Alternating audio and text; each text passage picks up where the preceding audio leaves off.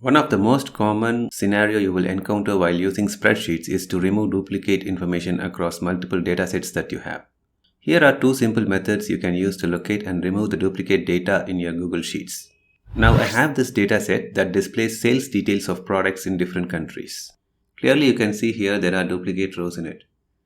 Google Sheets has this unique function that you can use to remove the duplicate values from a dataset and retain the unique values only. Suppose you have the dataset as shown here and you want to remove all the duplicate records from this dataset. Just type this formula like equals unique of select the range of cells. This will give you the unique rows from the dataset. You may note that the result is an array of unique records and you cannot delete or edit part of this array result. Nothing will happen in case you try to delete any one cell from this result. If you edit any of these cells in the result, the entire data disappears, leaving a ref error.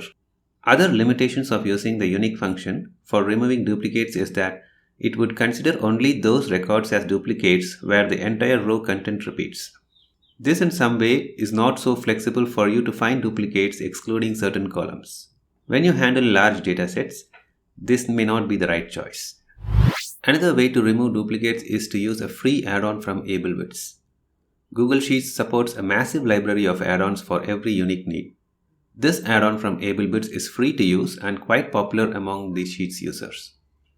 I think this option is a slightly more robust way of dealing with duplicates. To install the extension, click Extensions menu and select Add-ons, Get Add-ons. Now search for Remove Duplicates and select the first add-on here from AbleBits. Click Install, select Continue to allow permission for installation. Now you have to choose the Google account and allow few access permissions to your Google Drive for the add-on to work. Click Allow.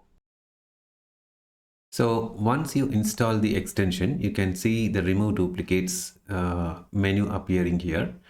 So to remove the duplicates, select Find Duplicate or Unique Rows.